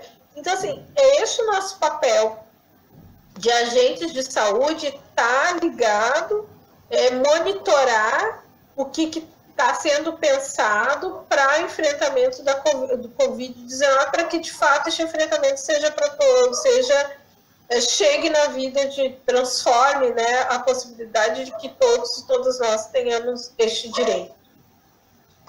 Elaine, eu fico muito tentada, assim, com as perguntas da Analice, assim, que elas fazem a gente refletir bastante, assim, né? E ao encontro dela, a Nina Fola, né, doutoranda de Sociologia, né, ela postou, logo que saiu todas as orientações, né, em relação ao Covid, de não sair de casa, de cuidar os mais velhos e tudo mais, que é isso, né, ela postou algo, estão dizendo para a gente cuidar dos mais velhos, coisas que nós do terreiro sempre fizemos. E eu acho que é esse um pouco o ponto que a Analice traz, né, de como que a gente pode aprender com comunidades que a gente tinha ou tem enquanto sociedade, que são pessoas que não têm o que contribuir, né? E aí eu acho que é um ponto super importante, assim, porque as comunidades de terreiro, as comunidades quilombolas, as comunidades tradicionais como um todo, indígenas, vêm nos ensinando muito, há muito tempo, e que algo que para grande parte das pessoas é uma novidade, porque cuidar dos mais velhos, para nós, nunca foi algo separado, né, das nossas relações, assim, né? Os mais velhos, eles sempre estiveram num lugar muito de cuidado e de valorização de saber, né? Então, acho que esse é um ponto super importante, assim, eu queria retomar ele, porque é importante, porque às vezes, e muitas vezes, o saber da academia, né, que é um saber branco, né, porque se a gente entende a academia como a biblioteca da Casa Grande, ela faz com que a gente se perca em relação aos saberes que a gente traz de casa enquanto população negra ou enquanto Brasil, né, porque a gente pensa na população negra, 54% da população, mais do que isso, né, a gente deveria aprender com essa população. E aí eu queria trazer também dois pontos, que é aqui de Porto Alegre específico, que é a tentativa, né, de transformar a escola de samba, né, em um espaço para colocar os corpos, e isso é uma questão racista, e que me lembra o ano passado, quando tentaram transformar o Centro de Referência do Negro Nilo Feijó em um espaço de depósito, né, da arrecadação de roupas do ano passado. Né? Então, que são os nossos espaços, que a gente está falando de um racismo religioso, um racismo cultural, inclusive em relação aos nossos espaços de proteção e valorização. Falando também, e aí eu vou jogar aqui e vou finalizar a minha fala, o Arthur traz algo bem importante, que eu acho que o Gano pode também trazer, eu lembro que a gente conversou sobre isso, em relação ao uso de máscaras de homens negros, né, que nos Estados Unidos, né, e aí eu lembro que eu e o Gano a gente conversou como que o racismo dos Estados Unidos ele é diferente, né, do racismo aqui no Brasil, inclusive lá, aqui também tem, né, que aqui tem um monte de grupo neonazista, mas que lá tem grupos supremacistas brancos que estão contaminados e que estão se organizando para contaminar a população negra, por exemplo, né. Então, como que isso vai também fomentando um processo genocida, né, em relação à população negra. Dito isso, eu queria só dar um recado para residentes da Unicinos, residentes da URGS não saírem da sala, porque tem a Ana Alice e mais alguém que eu esqueci, o Rafael, eu acho, querem dar um recado. E eu esqueci também no início do seminário de mencionar que a URGS, né, a Residência em Saúde Mental da URGS, iniciou uma parceria com a Residência em Saúde Mental da Unicinos. Então, desde já eu dou as boas-vindas, né, para a Residência da Unicinos e que essa parceria ela se fortaleça.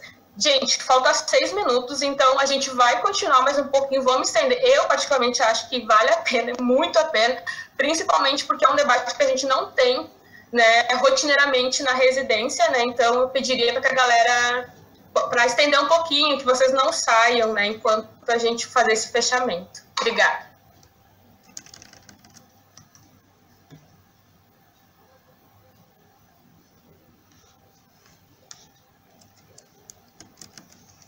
Posso falar? A minha... Não estou te vendo agora no vídeo, mas rapidamente eu queria comentar um pouco sobre a pergunta da Annalise, né? O que a gente poderia aprender, né, das comunidades, né, desses mecanismos, né, de solidariedade que estão acontecendo dentro das comunidades. Acho que como especialistas de saúde, vocês têm que aprender alguma coisa, mas, do modo geral, cada pesquisador tem que aprender alguma coisa do que está acontecendo. É o seguinte, que, na verdade, o método top-down, que lá de cima, especialistas com diplomas, com tudo, que vai para a comunidade, que vai dizer para a comunidade, olha, isso é que vocês podem fazer ou devem fazer. Acho que esse método não funciona e nunca funcionou. O que deveríamos fazer é que quando vamos para as comunidades, aprender das comunidades. E até porque eles sabem melhor do que eles precisam, né? O que achamos dentro da academia, dentro da universidade, como uma vida boa, não é necessariamente a vida boa fora da universidade. Então, o saber local é importante. E falando do que, né, a Marlete comentou muito bem, essa necessidade do que agora todo mundo está dizendo temos que cuidar dos mais velhos, mas isso foi uma tradição bem antiga em várias comunidades. Até na África, o Ampateba, o escritor do Mali, diz que na África, quando morre uma pessoa velha, é como se uma biblioteca que está apagando fogo. Isso significa que a pessoa mais velha não é essa pessoa descartável, né, dentro do sistema capitalista, que não pode produzir nada, mas é a pessoa que tem sabedoria que precisamos, na verdade, cuidar. Então, não é um investimento que você está pegando dinheiro e levando para uma pessoa que daqui a pouco vai morrer, não. Mas é uma pessoa que tem, na verdade, a ancestralidade, que tem o saber que você, como pessoa jovem, precisa. E a outra coisa, né, eu acho essa coisa do que as pessoas negras viram ameaças mesmo, tentando se para si mesmo, tentando se proteger do Covid-19. A máscara vira tipo uma arma que vai matar o negro.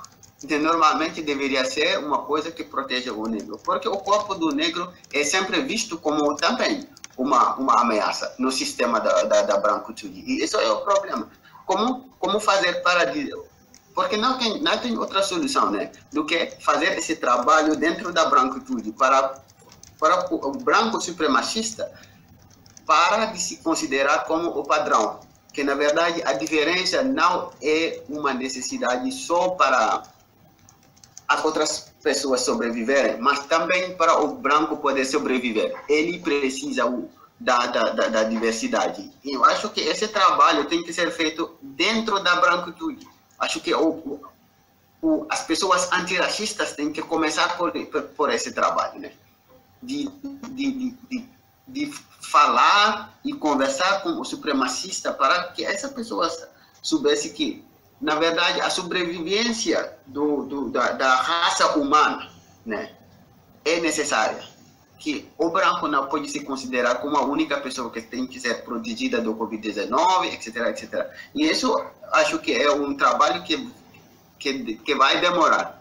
E para mim é um trabalho que não é só um trabalho das pessoas negras, mas também que é um trabalho dos aliados, né, brancos que também estão trabalhando contra o racismo.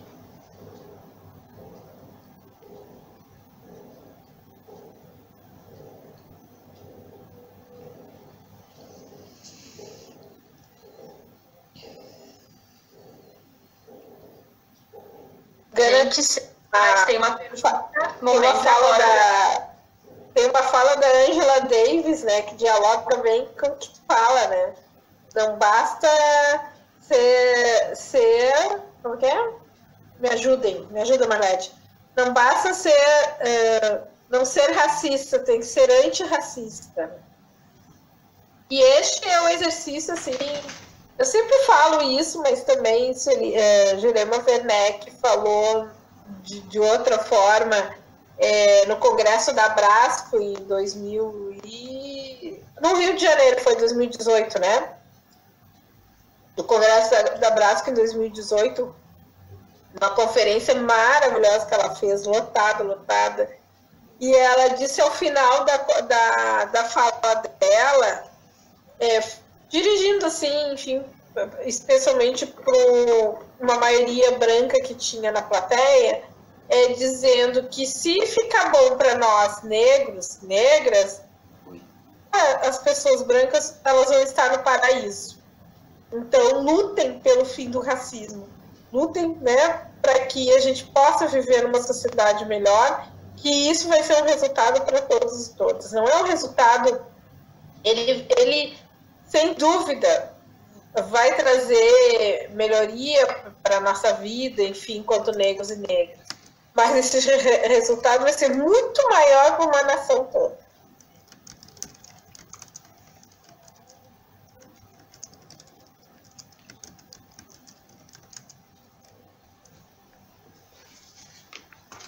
Alguém tem mais uma pergunta, gente? Se a Dani tem alguma pergunta também, enfim, tá aberto. E eu já direciono para a Elaine e para o Gana que eles possam estar dando suas falas finais. Assim, eu agradeço, assim, não tenho palavras para expressar assim, o quanto que eu estou feliz por esse momento, né, em que a gente torne ele no cotidiano de fato, né, a gente torne um debate responsável, faça parte da nossa atuação como profissionais. E, enfim, só agradecer a galera que está aqui também, da URGS, da Unicinos, né, também propuseram a estar contribuindo e a estar debatendo com a gente algo que é tão importante. Assim. Então, eu passo a palavra para a Elaine e para o Gana. Se alguém tiver mais uma pergunta, por favor, coloque no chat ou abra seu microfone, né? Estamos em casa. E, enfim, só agradecer a vocês, assim.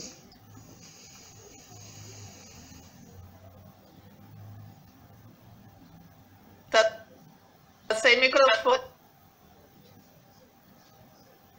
Desculpa. Eu acho que, para encerrar, queria dizer para vocês, sempre que vocês puderem vivenciar e discutir, trazer isso para o meio de vocês, tirar essa discussão do racismo como uma discussão só de um grupo de negros e negras, né? Ou quando vocês estão junto com pessoas negras e essa discussão.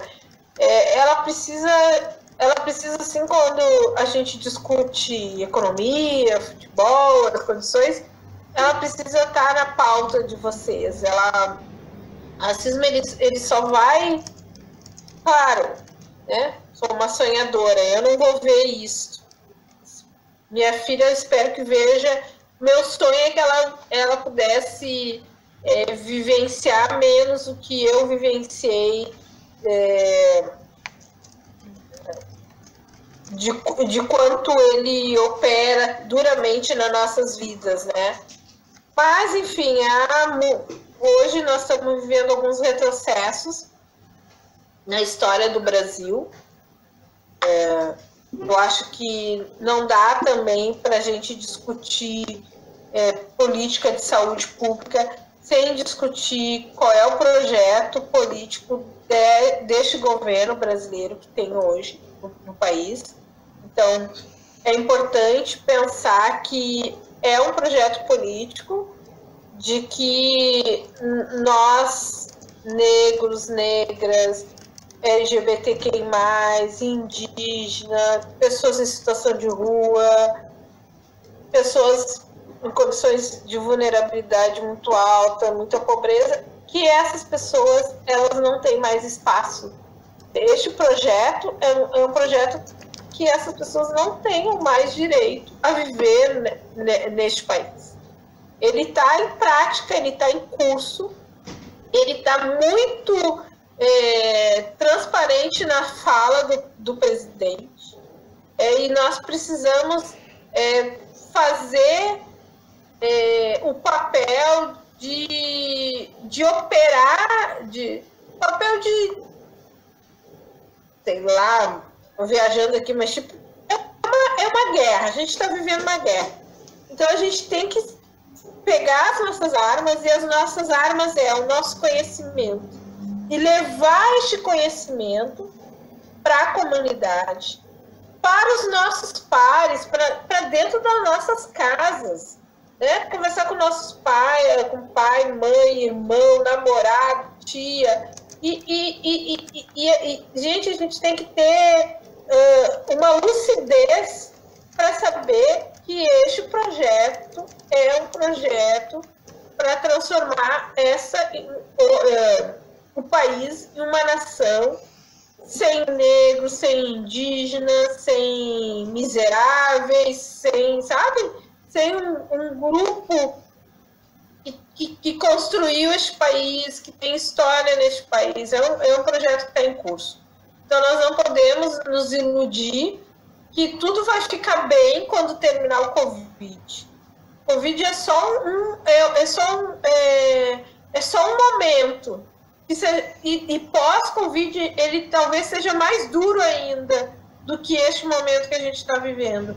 E se nós não nos organizarmos e organizarmos os nossos pares, a nossa sociedade, sim, este projeto vai ter um impacto muito danoso nas nossas vidas. Acho que era isso. Fiquem bem, se cuidem, fiquem em casa. Se sair de casa, tomem todos os cuidados, evitem, mandem beijo para a mãe, abraços, façam vídeos, chamadas, mas procurem ficar em casa. Um beijo e até mais.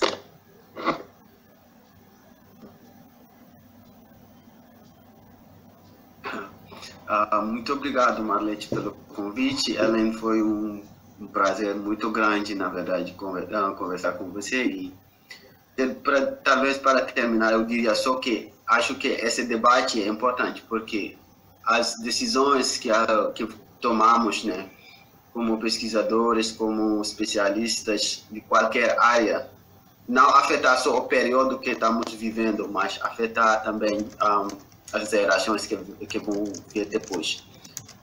Fiquei feliz quando você falou, a Ellen falou, né, do filme A Cobaias, que trata desse péssimo episódio na pesquisa nos Estados Unidos, que é o Tuskegee Experiment, que entre 1932 até 1972, 40 anos, pessoas fazendo pesquisa sobre a sífilis, e que tiver consequências gravíssimas sobre a saúde da população, população negra nos Estados Unidos. As consequências não são só as pessoas que morreram, ou que foram afetadas no termo da saúde, mas hoje, se você quer fazer uma pesquisa nos Estados Unidos, para passar o comitê de ética na pesquisa, é uma dor de cabeça. Isso porque tinha tem esse medo do que, se você está fazendo o design de uma pesquisa, você vai colocar a vida em risco, a vida de pessoas que são numa situação de vulnerabilidade. Mesmo não fazendo pesquisa na saúde, mesmo fazendo só uma pesquisa na área da antropologia, por exemplo, o seu projeto tem que passar pelo Comitê da Ética. É só uma dor de cabeça que poderia ser, né, evitado se a gente, 40 anos depois, antes, tinha, né, essa abordagem ética que vocês têm nesse grupo. E por isso eu queria agradecer vocês e parabenizar também, né, pelo lindo trabalho e desejar muita sorte para todo mundo que está se formando e que vai servir a população, qualquer tipo de população. E boa sorte para vocês e se cuidem também. Um beijo.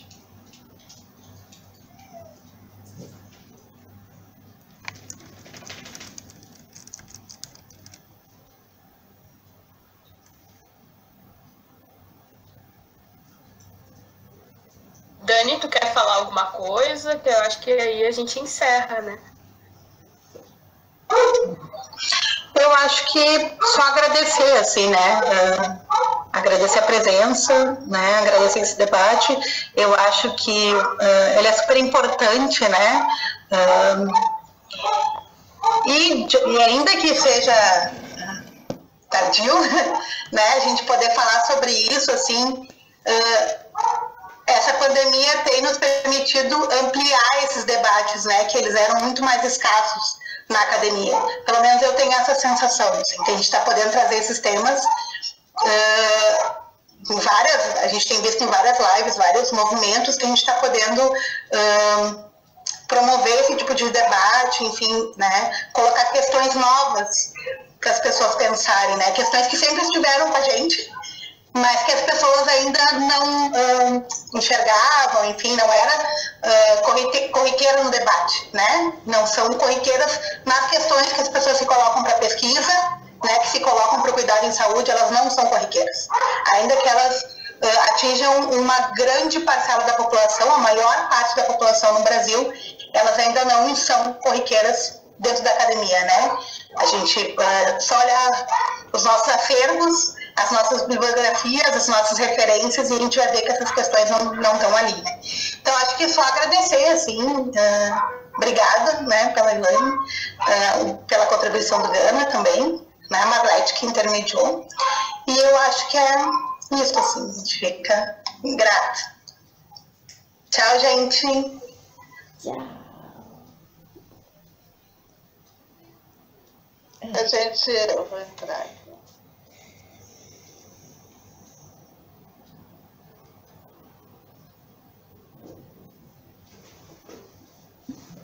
Cadê o Rafa aqui? Tá comigo?